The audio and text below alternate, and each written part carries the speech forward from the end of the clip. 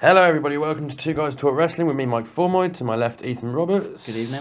We're here to talk about the state of the WWE after a mental week in which we have new tag team champions on Smackdown, new Smackdown Women's Champion, new World Champion, and of course the brand new and minted WWE Cruiserweight Champion, crowned, well, last night. It was last night, wasn't it? It was last night. We're recording this on Thursday, so TJ Perkins. TJ Perkins.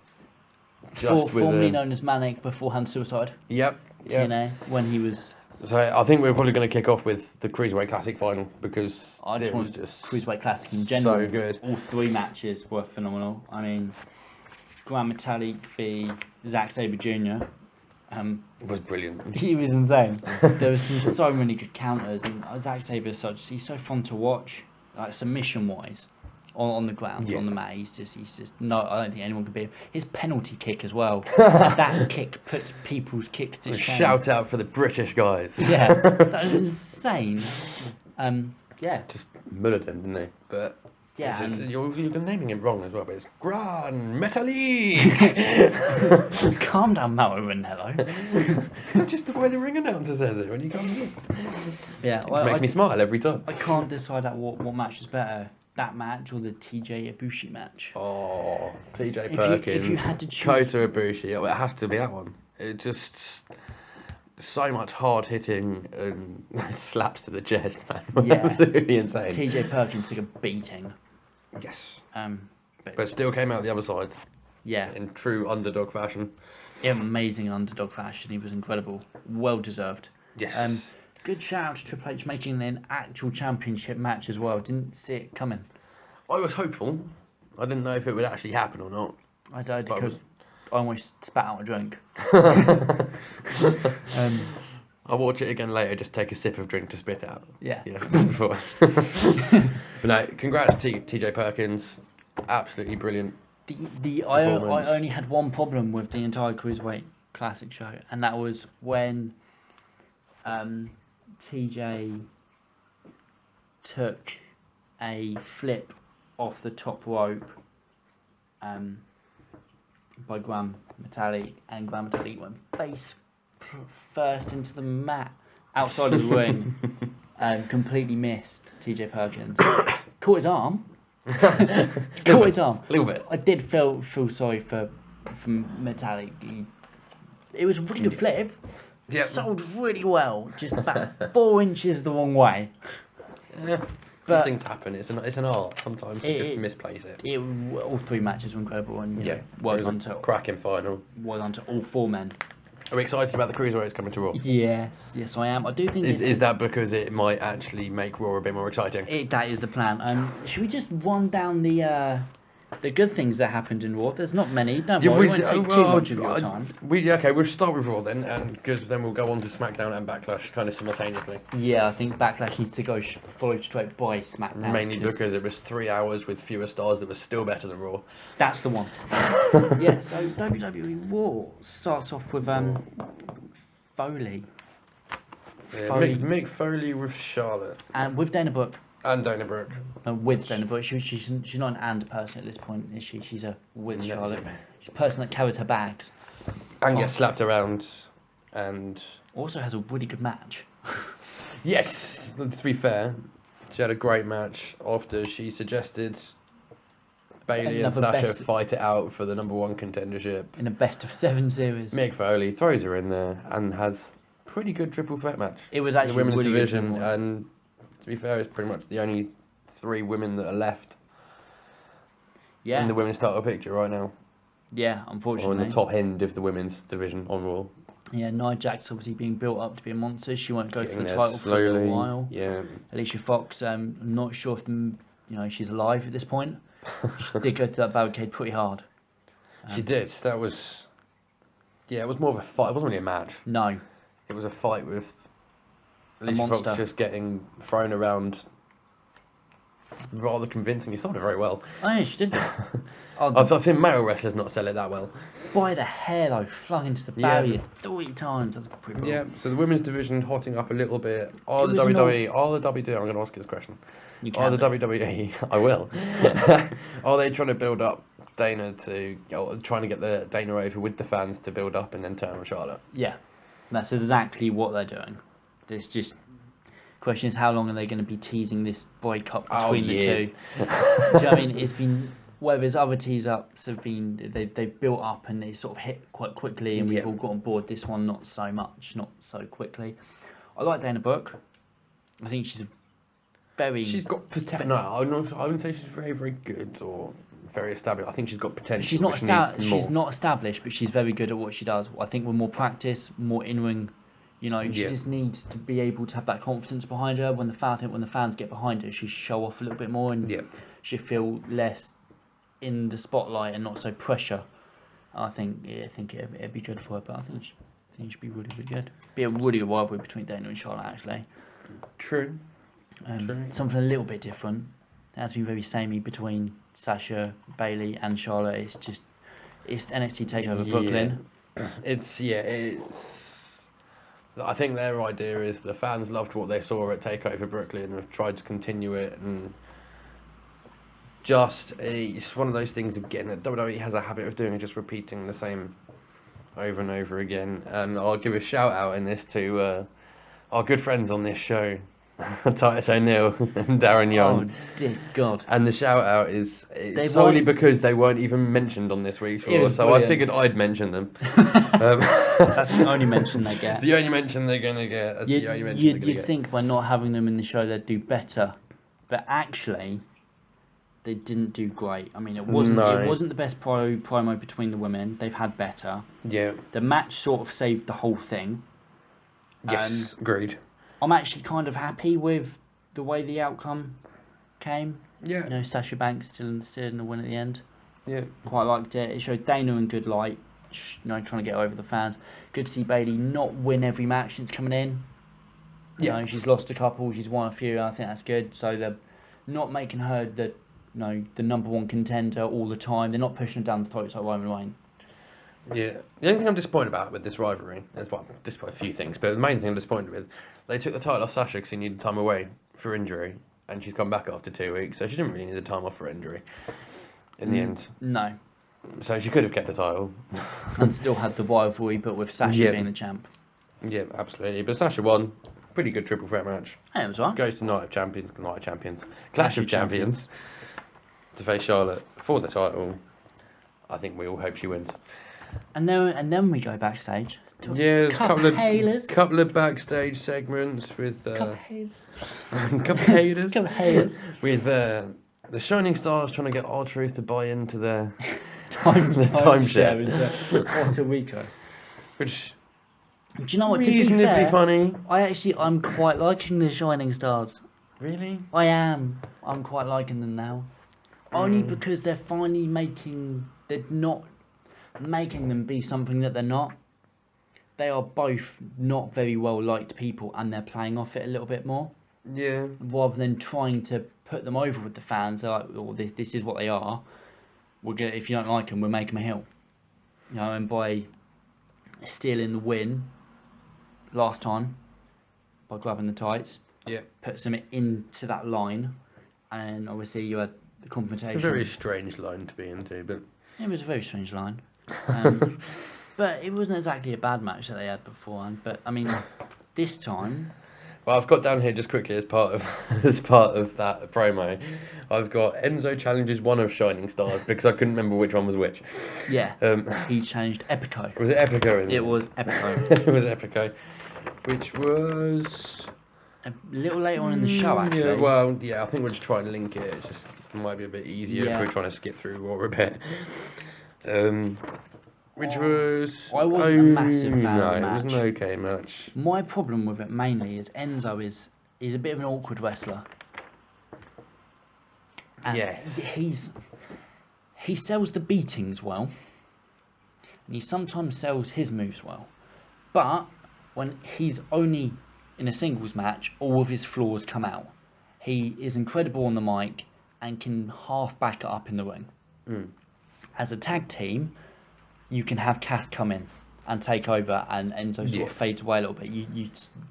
Cass builds up his momentum. You forget about Enzo's fuck ups or awkwardness or anything like that, And you know, it's a good fluent thing, and they go back and forth, and it's a good tag team chemistry. But when Enzo's on his own, you notice he has. There are some people that are built for tag wrestling, and some people that aren't. Yeah, he is built for tag wrestling. Yeah. Unfortunately, He's he will not, always he's not be. really built for singles wrestling. No, he will always be a tag wrestler. It's going to be. It's an Edge and Christian situation. Christian didn't have. When it came to the big titles, I mean, he was a really good Intercontinental. That's a pretty big title. It is a big title. Needs to be more prestigious. But when it comes to the world title at the time, he was chasing after it against Randy Orton and just wasn't having that success. It kind of feels like that for me. You know, him going after that title, it just I keep seeing that image in my head. You know, that shortest title reign and just he's better just as a tag. Technically, these days, the shortest title reign goes to Roman Reigns for 5 minutes and 15 seconds. Yes, that was pretty short. But that was, to be fair, still less time than the old day segment, which was 5 minutes 37 seconds. We'll come back to that in a bit. Yeah. Then it was Owen's Enzo, interview. Epico, not great. So yeah. KO interview. I really like the interview. I love KO. Everything he does is brilliant. I just like the fact that he just annoys people, doesn't insult the commentary team. The thing is, he says quite a lot of things that people are thinking. Yeah, and I think that's why. Later on in the show, he did say that Seth Rollins' laugh was annoying, which I've been saying for weeks. Yes, you have. Yeah, no, it was a good little interview. Wasn't too long. Jericho comes along. I love Jericho. His new little gimmicky comments and that are just brilliant. And just I was actually laughing through almost the whole thing of that. I really enjoyed it. And then it's randomly just switches from their interview, and then Bo Dallas is in the ring. Rhyming as well. A rhyming Bo Dallas. I don't know what's more terrifying. Poet Dallas. And yeah, that was a ridiculously short match. Believe in Bo. Then Bo beat down someone called Brandon Scott. He absolutely destroyed Brandon Scott. He was way too aggressive. To the point of he needed some aggression because he was so tame. No, I love the aggression, but my point is he was trying to oversell the aggression that he was almost overselling the moves. They were. I mean, he hit him with a knee, but didn't actually make contact with any part of his leg. I love the aggression. Last week he was really good. This week he was still aggressive, a little too aggressive. Didn't sell the moves as well. But no, it's done what it needed to. It's a good squash match. Good character building still. Highlight reel. Sami Zayn. Do we want to talk about it? Build up to a Sami Zayn Jericho match at Clash of Champions, which was. To be fair, actually. It could be a good match. It could be a very good match. They're both very good in-ring performers, and Jericho is back on top form at the moment. Yeah, you look at the people that Jericho's worked with recently, the up-and-comers, and they've gone on to bigger, better things afterwards. So hopefully, AJ. Yeah, hopefully we can see some more out of Sami Zayn, which should be nice. Yeah. And then I think it just works mainly because of both of their relationships with KO. It's really easy just to get them to hate each other as well. Yeah. They didn't have to overwork or try and oversell anything. The storylines just sort of, that is where they would have naturally met. So I like the fact they've kept it down that road a little bit. I can't say I've ever seen anyone attacked with a mobile phone. Yeah. / cell phone for American cousins. I have cousins in America. So that was slightly different. Slap with a phone, then a code breaker. Code breaker was good. Well, it was quite fun seeing Sami Zayn called Jericho KO's bitch. Yeah.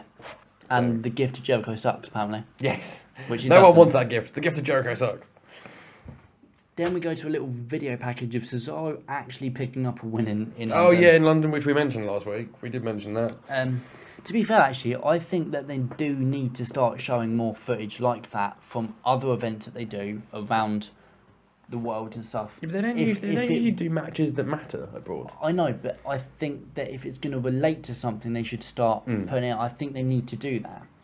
Even if it's a case of Seth Rollins v Cesaro, for example, it's a rivalry. Yeah. Probably never happened, but if it was a rivalry and then Cesaro had a match and he flipped out in that match, for example, against, Sami Zayn, and had a slight character change, have a little video package of that. It's quite nice seeing that little not perfect camera quality. Yeah. It was a bit gritty. It was And quite... then we actually had Cesaro Sheamus 5. Yes. Which was kind of your bog standard Cesaro Sheamus match. It was still reasonably good. I'm actually going to disagree. I'm Yeah. actually going to say it was one of their better ones. And it's not because it was because it was shorter or anything like that, but it's because of judging on the last matches, their in-ring ability together has just gone through the roof. Everything they do is now selling. And I love the Well, fact... that's what I was saying the other week, though. I was saying that the more you work with someone, Yeah, the more you get to know but someone. I love the fact that they made both of them desperate and Cesaro cheated for the win. That, to me, was the highlight of the match. No, it was. It did. So the highlight of the... Let me get this clear.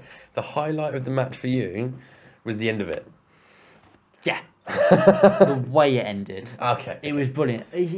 Cesaro's been, trying to be a fair wrestler and, give everyone an opportunity, and he wants, clean matches. And he's just gone, fuck this, I don't want to lose, so I'm going to cheat. Cheat to win, the Eddie Guerrero philosophy. Yeah, I want to see that little bit of desperation and aggression from Cesaro a little bit more. I want him to go, actually, being a nice guy doesn't work all the time. Yeah, just be ruthless and beat people up. Yeah. So that's 3-2 to Sheamus, with an episode of Raw before Night of Champions to go. Yep.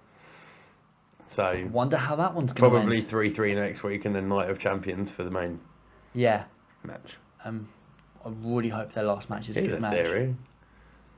Think about this the other day. If they have the match at Night of Champions to finish it, does the winner then get put into the world title match against Kevin Owens and Seth Rollins? That would be good. That would actually be such a curveball. That would also just be such a good way to end the best of 7 series as well. But I called it here first. Fair enough. Where do you want to go? Well, Rollins threatens Foley about interjecting himself, and Foley threatened Rollins. Rollins threatened to get involved in the match, Right. And then Foley was like, "No, that's just not going to happen." And then shouted at him for questioning integrity as well. That's the one. It was. I felt quite emotional when Foley shouts, like, "Oh my Go God." Mick! I'm like, "Go Mick!" All right segment. I like the fact that they're kind of teasing the whole "is Stephanie welcome with Triple H" thing. Probably. Slight teasings in there, a little bit of anger. Probably. But yeah, it's not in your face all the time. No, but I'm still going to say she probably is. I reckon. But then again, Foley's going to look all sad when, the girl with the shy smile has lied to the man with the tooth in his surely nose. Triple H is due back to Raw at some point. So the way I see it going down is it turns out like on the end of an episode of Monday Night Raw or the end of a pay-per-view, He pedigrees Mick Foley? it all gets found out that they're working together, and then He pedigrees Mick Foley. basically Steph fires Mick and puts Triple H in charge. Oh, no, they won't do that. They've done weirder. Yeah, but they are actually listening to the fans. Okay, now. well that is my fan fear. Your fan fear, yeah, fair enough. That is my fan fear. I think that's everyone's fear.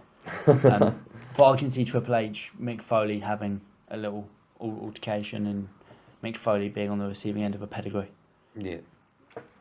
And then We've gone Alicia Fox, Nia Jax, covered that. New Day come out and apologise for last week's appalling segment from Gallows and Anderson. Waste of 5 minutes, now how many seconds they said it was. 37 seconds. It felt like about 24 hours. We said this last week. Yeah, I appreciate the fact that they bevied last week's segment. Yes. And we will never have to hear that again. We're really sorry. But the only problem I've got with this rivalry now is it is diminished in enjoyability.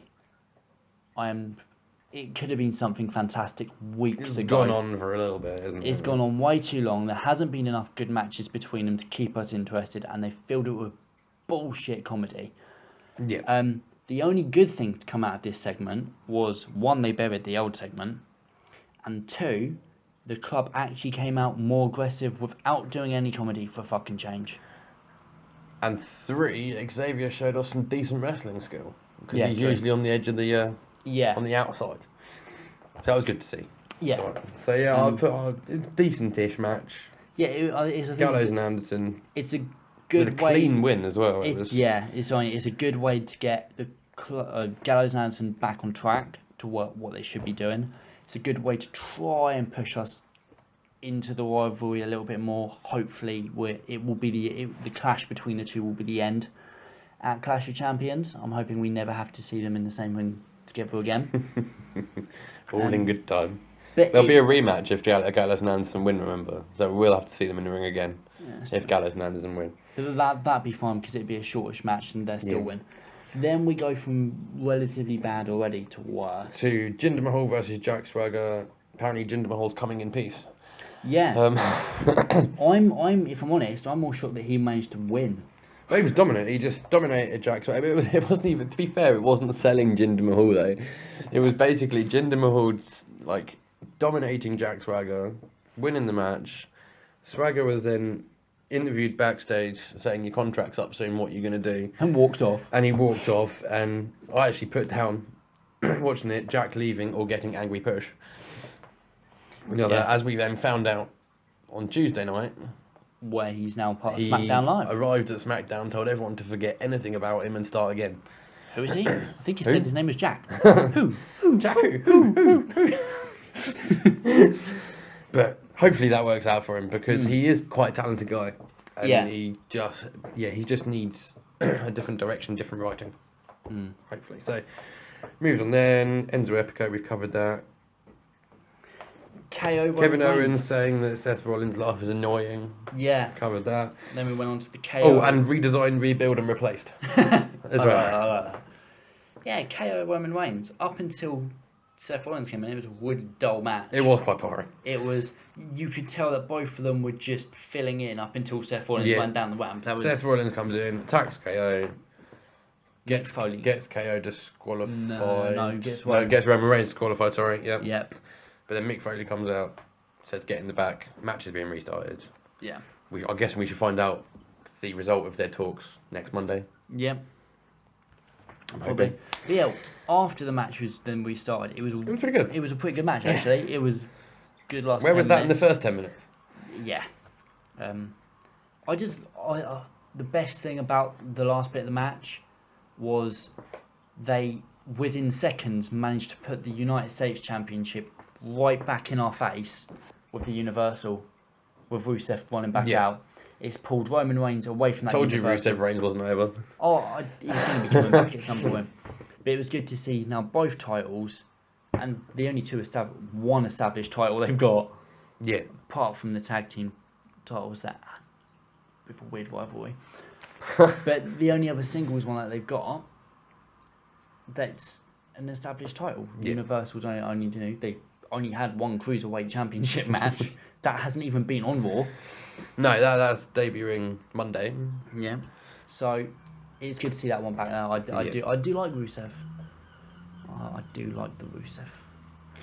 Gosh. But yeah, overall it wasn't 6. Overall, I'm going for 6. Way too kind this week. I'm going to go with 4.5 because none of the matches stood out to me. No, but next Monday hopefully will be with the cruiserweights coming in. That'll probably be the highlight of the night. Is a cruiserweight match. What they should do is do 2 matches of fatal 5-ways. 2 cruiserweight matches. The 2 winners then face each other in the same night to find out who will be challenging TJ Perkins that Sunday at Clash of Champions. That for me would be good. I will say the one thing that worries me now with the cruiserweights coming in is now there's going to be vague approximation of story involved. So you're going to have your heels in your faces, people cheating to win, rather than just going on talent like the Cruiserweight Classic was, which was just 2 cruiserweights pounding on each other. I think they're going to go slightly different. I think they are going to keep with the talent base. I hope so. But I think they are also, for the state of, for their terms, entertainment, inverted commas, they are going to have to put in a heel and a face. They just have to. Do you know what I mean? Brian Kendrick could potentially be a really good face or a fantastic heel. Either way, he is either going to be the Shawn Michaels heel. Everyone loves him, but he's a bad guy. Or he's going to be, a John Cena, but he's a face, and half people love him, half people hate him because he's a face. Either way, but I love Brian Kendrick. Brian Kendrick all the way. See, I watched Brian Kendrick making his way through WWE. I remember the days of Spanky. Wow. So You're welcome. I remember the days of Spanky the first time round without watching it on the WWE network. $9.99 by the way, Yep. a month. And if we are pushing promos in there, at 2GTW UK, at Mike Formoy, at Ethan_Twiggy. Should we do our 1.5 minute Mauro Ranello love? I would like to bring up Mauro Ranello for a minute because I learnt a new move name this week, which was the Tope con Hero, which is the suicide dive with a flip. I remember if That's I'm the one. correct. Yes. He did also make a commentary mistake. Did he? He said a name wrong. He did not. He did not make a commentary mistake. He did. Does it compare to JBL saying that Daniel Bryan was the general manager of Raw? No. Then I think we can let Mauro Yeah. Ranello off. It was ever so slight, but I think it was mainly because it was during the Cruiserweight Classic and he said a name. Oh, see, okay. What was the mistake? I can't actually remember. It's tiny, but I did remember it, and then I forgot to write it down. Write it down. But yeah. But other than that, all hail to Mauro Well, Ranello. hail to Mauro Ranello and his many topes. Yes. But yeah, Backlash. First pay-per-view I could we've talk had. for hours about Backlash, but we can't because we're trying to make this an hour show and we're overrunning every week. But it's been fun. It has been fun. But you know, it does start off with Apollo Crews. Oh yes, the Kickoff pre-show, show. the kickoff show. Apollo Crews and some character building for him. Daniel Yes. Bryan telling him to loosen up a little bit. Loosen up a little bit, be more fluid and happy. Stop calling him Mr. Bryan. Don't call me Mr. Bryan. It's Daniel. Yeah, and then Corbin came in all angry because he didn't have a match for Backlash, especially after going toe to toe with Dean Ambrose the week before. Yes. Um, So shockingly, who would we have ended called up it? with a match between Corbin Apollo and Apollos. Creed and Baron Corbin, which was a brilliant match. Actually, It was actually a fantastic match. Yeah, more of that. yeah, that's the sort of match we want between both of them. Good back and forth. It showed Baron Corbin being dominant, but it also showed Apollo Crews being what he can be. And like I said last week, we didn't have that spark. This week he did. He had that spark in Backlash. It was good to see. Yes. Really good match actually. Hopefully see more like that. Hopefully. 'Cause Hopefully. Keep up the good work, SmackDown. Yeah, maybe let Apollo Crews start the match next time, Baron Corbin, because you didn't on Smackdown. Oh, we'll get there. Damn you, Baron Corbin. We'll get there. No, decent opening match though. Yeah, Got the fine. crowd warmed up. Yeah, And definitely. I will start with saying for a 3-hour pay-per-view, or 2 hours 45 in the end, I think it was. Yeah, they did a 3-hour quite short. pay-per-view with very limited amount of stars. They didn't half put a corking pay-per-view. Yeah. And I think the match that was just mind-blowing was the six-pack women's title match. Oh, I called last week that Becky Lynch would you win. did. So You did. I'm going to do the fake tie neating up Yeah. smug look. Well done me. You smug bastard. I did feel... I actually, if I'm honest, I was personally disappointed that Bliss was eliminated first. Yes, it was a bit harsh. It was a bit harsh, seeing as up until that point she was the best one in the ring. Her and Becky Lynch were both the best ones. Old Alexa Quinn. And yeah, she looked. I wonder where she got her look from. Or Harley Bliss. I will say this though, Bella's Shining Wizard off the second rope. Oh, they all just did themselves That lot was pretty. so much justice. Alexa Bliss again on amazing form. All the moves that she was pulling out. Yeah. It was a shame that someone as good as her showed so much, determination, got eliminated first. Kind of a shame. But then Naomi went very quickly after. Yeah. Followed by almost straight after Natalya got eliminated. Oh my god, Naomi tapped out. Yes. She was the only tap out that we had. Yes. Then Bella done her move on Natalya. Don't know what they've actually called twisting cuttery thing. Yeah. I'm still not sure what it is. it. But I think it's the Bella butt breaker. I think they said. I don't know. It was the Bella, was the originally the Bella Buster, but that was a slightly different move. Yeah. But I was so happy when Natalya lost. Yeah, I know you were. Then, out of nowhere, Carmella picks up the quickest roll up on Nikki Bella and gone. Gone, yeah. And then, just to finish it off, we had one more tap out, and that was Carmella tapping out Yeah. to Becky Lynch's armbar. Perfect match. Well, that was going to be the only way. I can't actually flaw the match. The only thing No. I didn't like was Bliss being eliminated before at least Naomi. That was. I mean, I can't flaw it. They've done so well to build up the Carmella and Nikki rivalry in that match. That was good. They showed amazing form in Bliss, which is good for what happens on SmackDown. And it showed someone well deserving of a championship one get the championship. Yeah.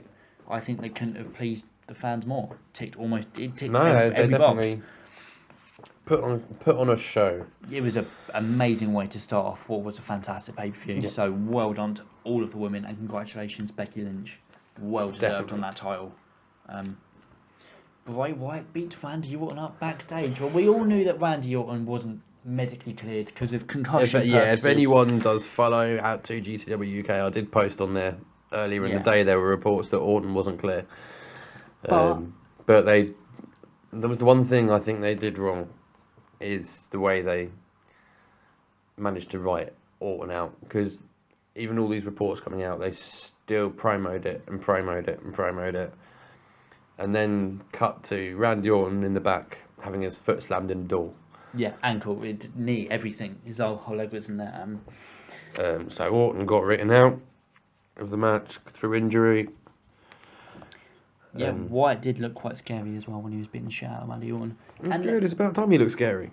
Yeah. We will talk about his match. Yeah, we'll get there in a second. Yeah, no, quick. It was a quick way to write him out, and it wasn't like it was a bad thing to do. They'd done something brilliant. Yeah, it wasn't the greatest audible called in the world, but it was damn good. It needed to be done. Usos versus the Hype Bros. Reasonably good match. Loving the Usos as heels. Yeah. Loving the Usos as heels. Yeah, they just walk to the ring now. Yeah.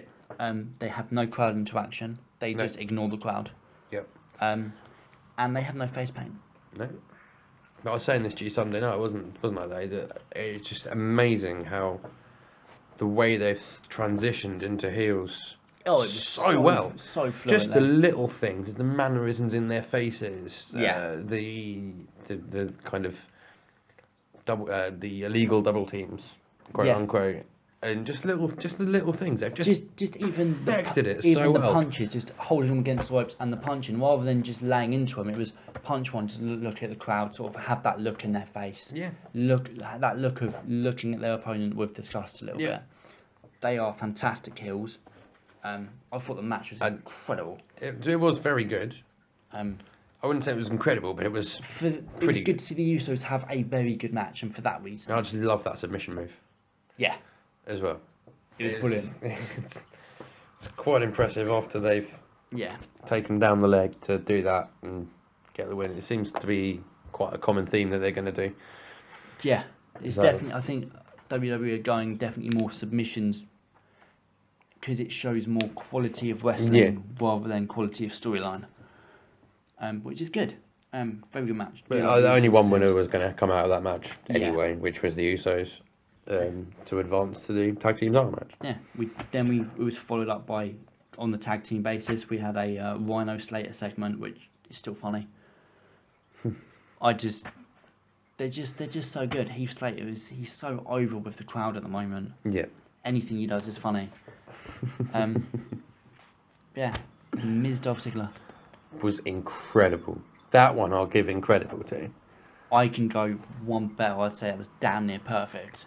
I can go. It was awesome. This is what I was saying the other week. It's who you work with that makes the matches, because Miz and Dolph Ziggler have worked together for so long, had so many matches throughout history. Ziggler Ambrose the other week wasn't as good a match. They haven't done as much work together. They don't know how each other works, what moves they can pull off, what moves they can't. Miz and Dolph was damn near half an hour on Sunday night of them beating the holy crap out of each other. Yeah. I just love the fact that Miz just came out and just showed so much aggression. And the fans were just so behind that match. Yeah. They were as they should have been. It was so good. It was amazing back and forth work between the two, the submissions, the moves, the finishes, and until Maurice cheated. Yeah, there was only one problem with that match, and the mics were a tad too close to hear them talk in the ring. Yes, I pointed that out, didn't I? Yeah. It was, you could actually, it's. Well, I don't think they were too close to the ring. I think they were too sensitive. I think they'd done something to them, because I could damn well hear, like, each play that they were calling. So hear them in each other's ear. Right, do this and this and this. Classic win though for Miz. Classic win for Miz. Cheating, using Maurice, spraying something in Dolph's eyes, perfume I suspect, or something to that effect. I'm kind of hoping that where they went with on SmackDown could end up with a sort of like a cage match in No Mercy, talking about one-on-one, no interference sort of thing, maybe having a special match, which would be nice to see. But it was just such a good match. Absolutely loved it. It was. Bray Wyatt Orton, which never happened. Gave the count out through injury. Orton couldn't compete, and then they decided to throw Kane into a no holds barred match. Oh, what a audible call. It's a great call. To me, it's a great call. There was a lot of fan moaning and whinging and whining on Twitter saying it was the darkest part of the evening. I thought it was quite a good match. I had quite a lot of fun watching it. Slightly disappointed they had Bray win it, Bray lose it. But at the same time, still built the story between Randy and Bray. Yeah, he didn't lose it because of lack of ability. He lost it because he got an RKO. Yes. Do you know what I mean? If he'd lost cleanly to Kane, I would have been disappointed. That would have been my disappointment. But it was a really good match. Bray Wyatt obviously still showing he's incredible in the ring. Yep. Built the storyline up with Bray, with Randy, with the RKO. Showed some really decent brutality against Kane as well. Yeah. Also shows Kane with a good win. So hopefully in the coming weeks he'll have that momentum and push him more a little bit. The only reason he had a match against Kane, I think it was because he was about the only person left on the roster that didn't have anything to do. He actually was, I think. Oh no, Eric Rowan was. Oh yeah, there was Eric Rowan. Yeah, I'll have one, but you couldn't really have Wyatt v Eric Rowan. No, it wouldn't really work. No. But yeah, pretty good match. Quite a lot of fun just watching people beat the skin off each other with weapons. Yeah. But no, I did enjoy the match. Really good match. Table moment. Table moment. I just wrote down table moment. The jumping senton through Kane through the table. I like the fact that he managed to land that and rest his head on the announcer's chair. Yes, he did. I thought it was very funny. I thought it was very funny. I pointed that out. Yeah. Just because I didn't say it, and I didn't see it. I pointed it out. Just because you said it, I saw it. You were sitting next to me on the sofa. Stealing my lines. Talk quicker, fucker. But decent match. Moved on to just a brilliant tag team title match. What much can you say about it? Usos were again playing the heels perfectly. Yeah. Very good in the ring. Rhino and Slater. Very good in the ring. Brilliant. At some point, Slater's actually going to pull off a finishing move and get his own pin. Yeah. Definitely. We've seen a lot of gore. A lot of gore. But no, Slater, Rhino, new tag team champions. No. Saying Heath Slater's way, champion baby. But he is getting a double wide, and his outdoor above floor. He's above ground pool. Yes, no more community pool. No, and he's got kids, and one of them's getting a tongue. That thing is brilliant. The fans just went mental. The fans are so behind him. Was it the right choice to have Slater and Rhino win the titles? Yes. Yes. In the grand scheme of things, probably not. But they had to try and find a way to give Slater a contract. No, they deserve. But they put together a brilliant combination with Rhino and Slater in doing that. But see, the thing is, by having them win, they've created another tag team on the roster, and they need more tag teams. It's just simply if they had them lost, that's being into the tag team. Yeah. Obviously, Usos is still, if you know storyline, Usos is still trying to figure out their dark side, their heel turn. So they are going to have a little bit of by the way, Dudley Devon mistake sort of thing going on. So yeah, no, I do think that they deserve to win. Definitely, it was an amazing match to have before what was a show-stealing match.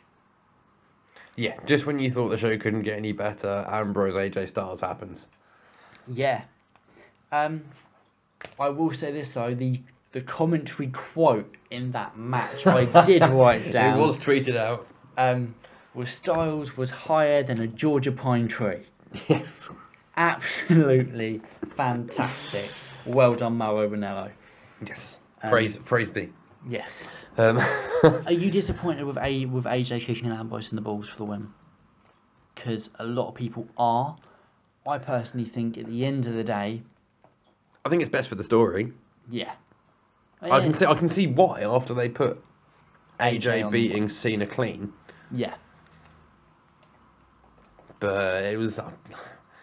It's neither here or there. Yeah. Really. NJ Webb wasn't looking. People kick people in the bollocks all the time. And Dean Ambrose did start the whole I'm gonna hurt your balls first stuff. But that was an absolute quality match. Everything about it goes good. Back to what I was saying with The Miz and Dolph Ziggler. It's who you work with. Ambrose worked with Style, made Ambrose even better. Yeah.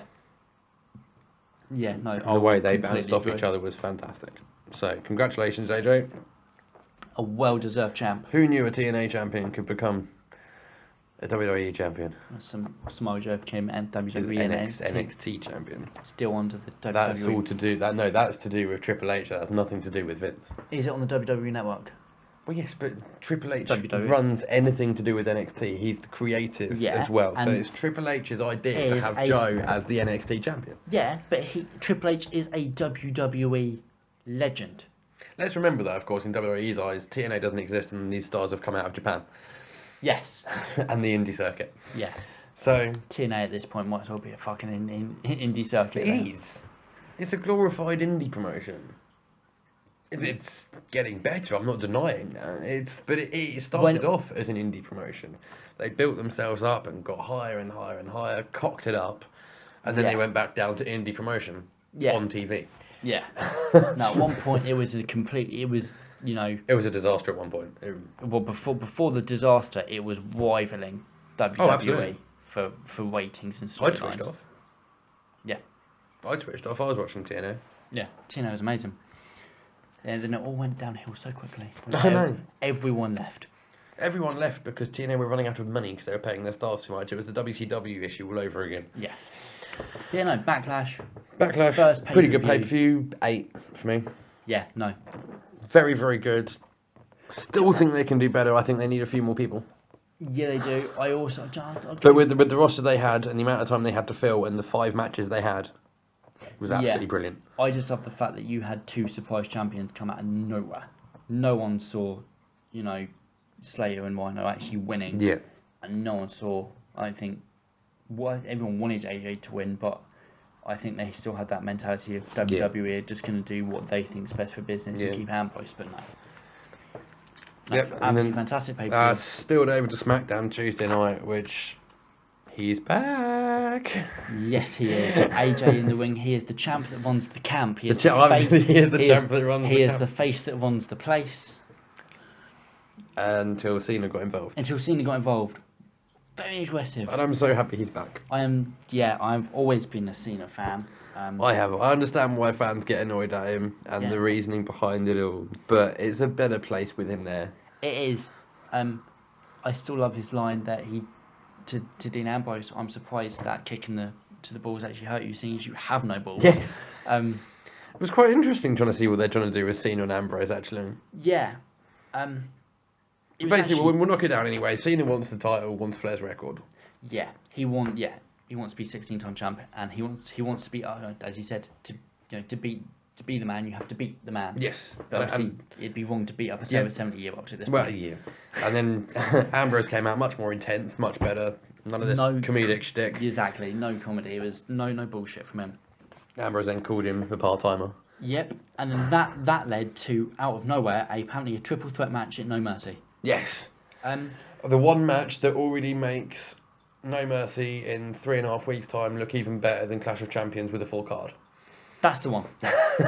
Well, I've got no problem with obviously AJ's champ. That's fine. Dean Ambrose entitled to his rematch clause. The only problem I have is that John Cena got in the title match just because he is John Cena.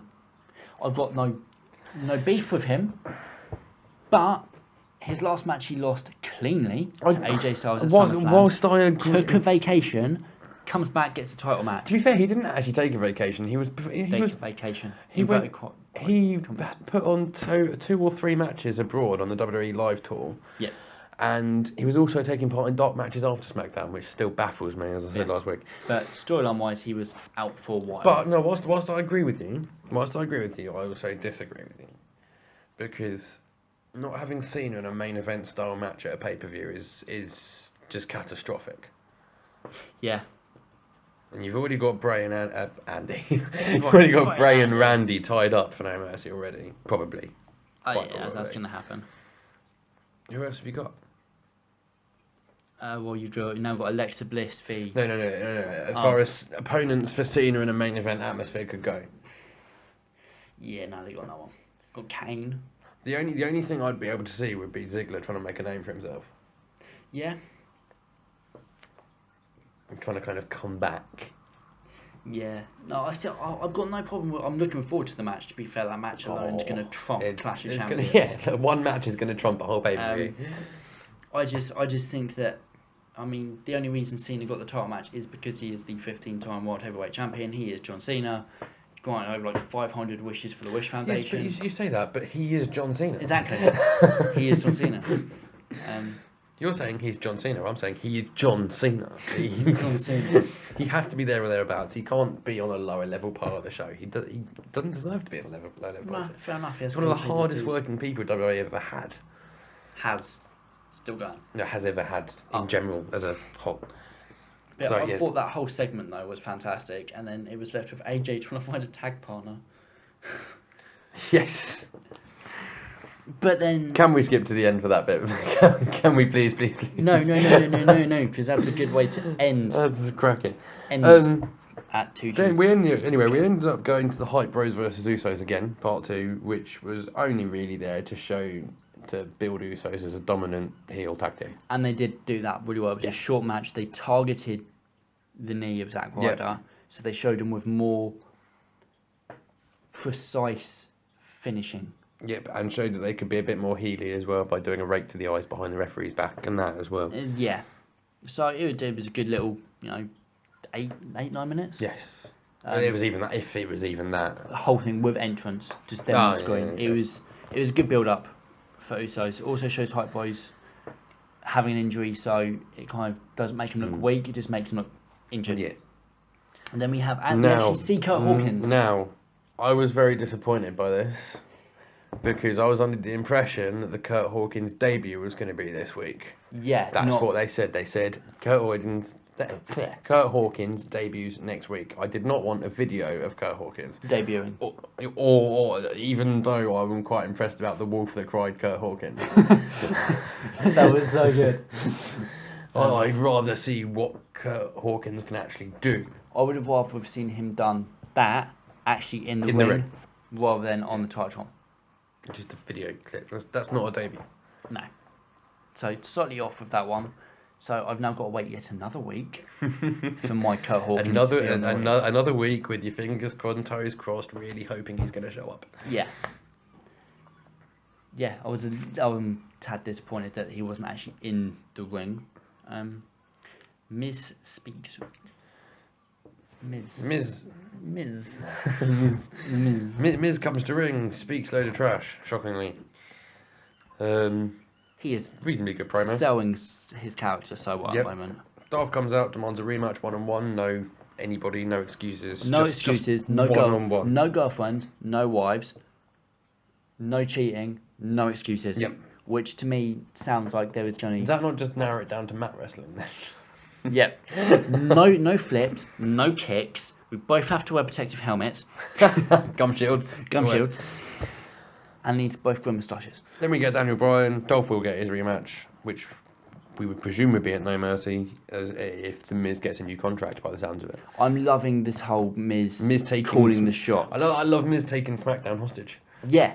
Essentially, he's taking the show hostage. He's going to do whatever he wants. He's not defending his title until he gets a new contract. No, it's perfect for his character. It is, he's trying to make the Intercontinental title more prestigious, and to do that, you do need to do what he's doing. You do need to have someone who is respected by the actual management, and Shane and Brian don't actually respect him as a person.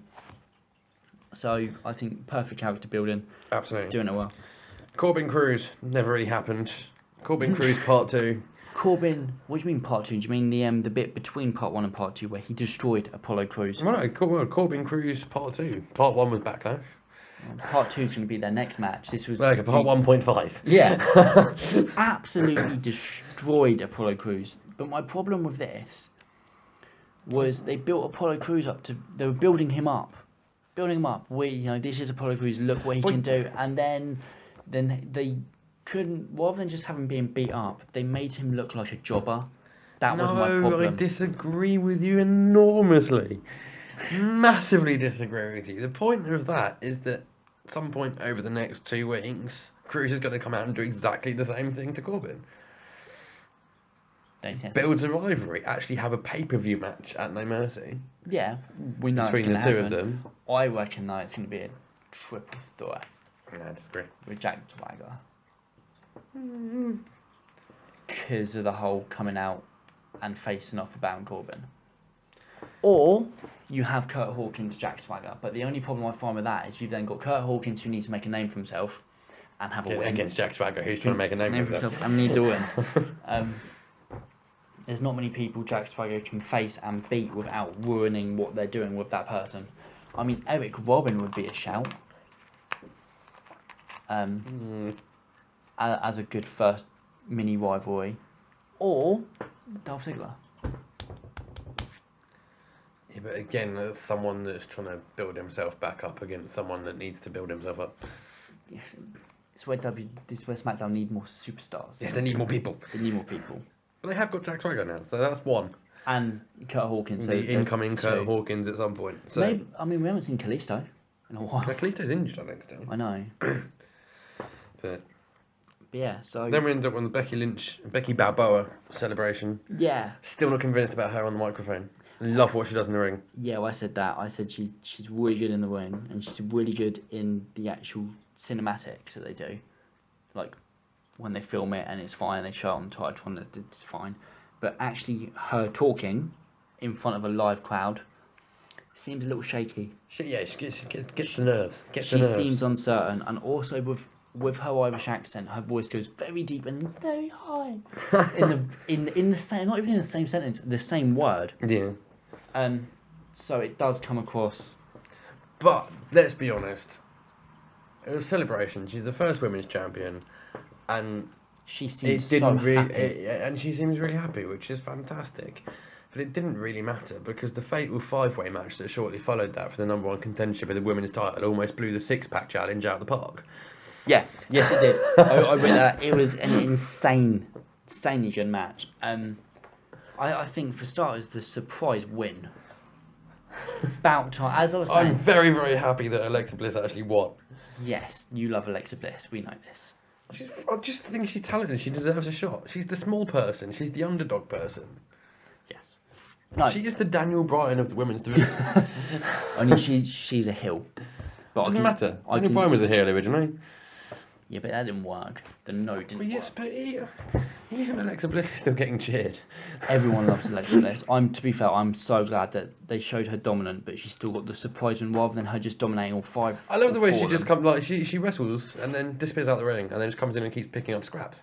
Yeah. It's fantastic. Which is what she did. Carmella near knocked Nikki Bella's head off. Yeah. I mean, Carmella and Nikki Bella had their own match in that match. Straight off the bat, when that bell rang, the spear. Yeah. Poor Carmella. No, there's no poor Carmella about it. Yeah, no, I'm on Carmella's side for this. No. Yeah, I want Carmella to win the rivalry. No. Yes. I think she will win the rivalry because they're trying to build up the new stars, but... Yeah. But also, Nikki Bella in blue. I like it. I like her in blue. Yeah, but when she's wearing blue, she kind of reminds me of Brooke Tessmacher, which I think is why you like it. Yeah. Yes. My missus. Congratulations to Brooke Tessmacher, by the way, for having her baby. Yeah. I'm very happy for you. Yeah. To me, to be fair, Ethan's not so much. no, I'm very happy for. I mean, I want her to come back to in ring night. I mean, TNA need her. Like, she hasn't exactly been able to wrestle for a while. I know, but her absence has shown drastically in the women's division, and when she comes back, she will get hopefully everything she deserves. But yeah, congratulations on the newborn. Yep. Can't wait to see you get back in the ring. Yeah. But yeah, you are right. The reason I love Nikki Bella in blue so much is because Tessmacher is stunningly beautiful, and she wears blue as well. Moving on to the Heath Slater contract signing, which was a great segment. It was a brilliant segment. Rhino again didn't say a word. No. Heath Slater said everything, including the fact that they would challenge anyone, anytime, anywhere. Yes. Cue the Ascension. Right, I have a few issues. I have pros and cons to this. Firstly, I'm really glad that they did something with the Ascension, because them just sitting backstage isn't doing anything. I'm loving Victor's new face paint, Yes, the black and white. That looks really face sinister. The new face paint's fantastic. The slight rebrand on them is brilliant. Yeah. Good on the mic still. Yes. But maybe they should put them in the ring a bit more because they couldn't sell shit. Maybe they should put them against someone so they can have a win, not the champs, on short notice. Yeah. Actually build them a bit and just some experience. I don't even think they've been using them on superstars either. No, you could tell that as well. They couldn't do their double team moves. That was horrific, that bodge. It was terrible and sloppy. The electric chair onto the device off the top. It was horrific. That could have gone very wrong. Yeah. The match had no flow because the Ascension just didn't know what they were doing. Because they're just so ring rusty at the moment. The one thing I did notice is that Heath Slater was bleeding by the end of it. Yeah. Goodness sake, Heath and Rhino, stop bleeding. But at the same time, it adds a little bit more realistic depth to it. But, congratulations on the Ascension for actually getting some TV time. Yeah. If they could have more and a bit more of a better match. Yeah, maybe let them destroy Breeze Dango. Of all villains. Or Febreze. Febreze. Yeah, I want all villains to be built up a little bit more. I don't want them to lose. Well, no, but they both need to be built up a bit more, and I think they're just going to have to keep having matches against each other in a kind of Sheamus and Cesaro kind of fashion. To be fair, that would be a pretty good rivalry actually. Yes. Between the two, it'd have some good matches. But Orton addressed Bray. Well, you forgot the fact that Daniel Bryan beforehand assigned AJ a partner in Ellsworth. No, it was afterwards. No. It was afterwards. I've got it beforehand. I don't know why you've got it beforehand. It was afterwards. Oh, I've got it beforehand. Orton addressed Bray. Orton came out and addressed Bray in the ring. Yeah. Wasn't really much to take away from it. See, I actually really liked it. I love the Orton Wyatt storyline. I'm loving the Wyatt. The only problem I've got with it, and I do now have a problem with it. I suppose it was something to take away with it because Bray Wyatt came out and did his fantastic reappear, disappear act.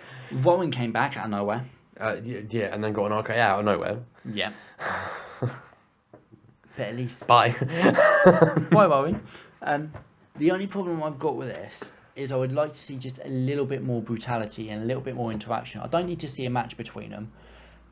But if, Randy decided to RKO Bray on the barricade or, Sister Abigail through a table, these little things to really build up a hatred between the two and a brutal rivalry, I'd prefer that rather than just all the talking. The talking This has always been my issue with Bray Wyatt matches. Is a lot of them, not all of them, because some of them have lived up to the expectation I'm going to say now. But a lot of them is just Bray putting promos, telling people he's coming for them and not really doing anything about it. Or it's bad booking and Bray Wyatt does nothing about it. Yeah. Yeah. But I'd like to see a little bit more brutality between the two. I don't want to see a match. I just want to see them beat each other a little bit more on the weekly shows, build it up a little bit more. Other than that, both of them on the mic are incredible. And Bray Wyatt, again, is at the moment king of the mic on Smackdown, for me. No one is as good on the mic as him, for me. Disagree. I knew you would. Disagree because Cena's there. Wrong. And B, because you're wrong. Going There with was that a B. It's just gone clean out of my head as the B now. Yeah, so like then we got onto the main AJ event. Styles and his Daniel Bryan appointed tag team partner, which Ellsworth. was James Ellsworth, who was the little weird-looking guy that was the first one to face Braun Strowman after he got rebranded. That's the one. Against Xena and Ambrose. Xena? Xena. She's made it. Wow. Against John Xena. But that didn't last. Miz came out, attacked Ellsworth. About fucking time Miz showed some aggression, more aggression, and less cowardly behaviour. He injected himself into the main event. You know, he didn't shy away from it. He put himself in the fight. Just quickly, my other point on the microphone was the Miz at the moment. He is very good, but still no buy. There was a segue, you see. Yeah. But yeah, ended up with a main event on SmackDown that lives up to a main event expectation of mine, which is the old style main events where different people from different rivalries end up being tagged together to have a pretty damn decent match. It was a very good match. To close the show, and that's the way it used to be on the original SmackDown before the original brand split. Sounds about right, actually. The original brand split. It's the way it used to work. You used to have the Rock, Austin, and Kane versus Angle, The Undertaker, and someone else. Triple H. Triple H, for example, yeah. And that used to work. Yeah. And that's the way this match worked, to be fair. Yeah, It was really good. The match itself was just a very good match. There was no massive highlights. All the highlights came post match. Yes, after Dean Ambrose decided Full on turned on Cena. dirty deed Cena. That was amazing. It's good. I just like the fact that we've seen the lunatic fringe, not the comical fringe at this point. But is it the lunatic heel fringe? That's fine by me, but it's still it's still a lunatic fringe. I do feel that having Miz eat the pin was a bad call. I personally think with the momentum he got all show, he shouldn't have lost. What should have happened for me was Ambrose Dirty Deeds John Cena mid-match to let the Miz pick up the win, or even just AJ pick up the win. I kind of half agree with you and half disagree with you, because again, if Cena's going to have a title shot in 3 weeks, they need him to pick up some wins. They can't have him losing to the Miz. Yeah, but if they have him lose because Dean Ambrose decided to Dirty Deeds him, you know, something like that, or if it was just a DQ or anything like that, I don't think the Miz should have been the one to get pinned. Personally, if anything, John Cena should have pinned AJ so he could have had a win before his title match. Well, yeah. Do you know what I mean? Something like That's that. But the Miz shouldn't have lost that, especially with his build up. But I'm interested to see if the heel turn goes with Ambrose.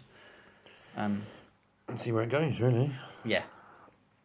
Could be quite interesting. It could be very interesting. Guess we shall find out. We will find out. I'm looking forward to it. Have we got enough time to very quickly have anything about NXT? NXT apart from, I think the only thing we need to really talk about is the fact that Samoa Joe came out going, I respect Shinsuke. I'm going to do, you know, a new view, and look, I'm going to come and destroy proceeded to ruin him. And fucking destroyed him. Yes. He slammed him down on those steel stairs pretty damn hard. Well done to Shinsuke for pulling that pain off really well. To the point Corey Graves came off the announce table to see if it was alright. Really? Yeah. William Regal came out. Corey Graves came out. Regal looked angry. Then tried chasing Samoa Joe, of which Samoa Joe just drove off going, haha, I injured him. Bye. Basically. Yeah, it was just typical Authors of Pain showing they're strong. Yeah.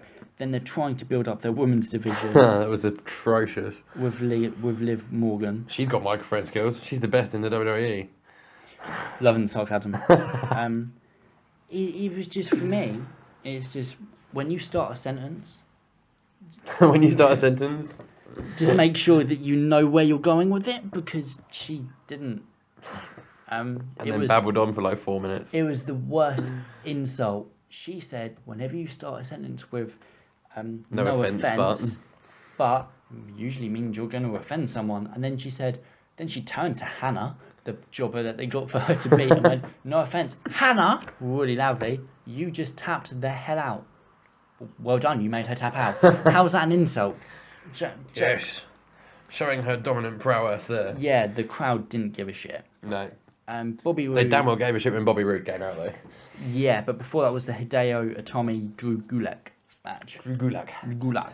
Always love that name. I thought it was a really good match. Hideo Itami having a bit of a laugh, still picked up the win. I just love that little thing he does where he steps over and just kicks him in the face. Back heel, kicks him in the face. Yeah. It's brilliant. It was good. Yeah. Nothing more to say. They're building them up for cruiserweight. Yeah. Simple as. Bobby Roode, Jose. I thought it was a brilliant match. I love him. It's Bobby Roode. That's all that needs to be said. See, I love No Way Jose. Oh, no, don't get me wrong. No Way Jose's brilliant. I think it's a brilliant rivalry they've got going on between the two. No Way Jose's brilliant. His match with Austin Aries at TakeOver was fantastic. He done himself justice in the ring with Bobby Roode and that DDT faceplant thing at the end. No one's. Oh, yeah. Speaking of finishing moves, I have one bone to pick with Jinder Mahal this week. I pick on one at least once a week. Jinder Mahal this week. You need a new finishing move, dude. That's just a neck breaker. Personally, I think he just needs a new career. I don't know. I didn't give him a bit of a push, maybe. No, but, him, Titus O'Neil, and Darren Young. Well, there's a triple threat match for the ages. No, the reason it'd be for the ages is because it was last for ages, because the WWE would think that was a good idea. Yes. Smackdown, by the way, 8 out of 10 for me. Yeah, no, Pretty much on par with Backlash for me. See, I'd go Backlash with 9 out of 10, just because of the surprise wins and stuff like that. But yeah, no, Smackdown, 7.5, 8 out of 10, solid, no problems with it apart from the Kurt Hawkins lie. The lie, it is Kurt Hawkins. Kurt Hawkins. Yeah, no, that should have been a proper debut, not a bullshit video. But other than that, SmackDown yet again. Reasonably good week in WWE. Raw was still questionable for me. They need to do something, and hopefully next week it will be better with the addition of the cruiserweights. Yeah, I think the cruiserweights. I think that's what it's been missing. Yeah, it is the cruiserweights. Too much filler because they haven't got the cruiserweights yet. Yeah, I mean the cruiserweights is really going to change things. Give us some loud kicks and loud slaps and that. Come on, Raw. Do your thing. By the sounds of it, Ibushi won't be coming to the cruiserweights. He could be going back to Japan. We shall see. Well, no, as far as social media go, what he's released and what the WWE released, he will be going back to Japan at this rate. How can you read what he's released? Everything I've seen online is always in Japanese. I can't read it. There is a translate button, and someone does come along and translate it for you. Have you ever Google translated anything? I have. It takes a while. Anyway, Yeah. slightly off topic. I think that's it for this week, isn't it? It is. That's not bad. Not bad. Timing wise, not bad at all. If you agree with us, disagree with us, just want to follow us, hear what we have to say, at 2GW. Try that again, shall we? At 2GTW UK, at Mike Formoy. At Ethan_Twiggy. Perfect stuff. Well done. Thanks for listening, and we shall speak again soon. Bye now. Take care.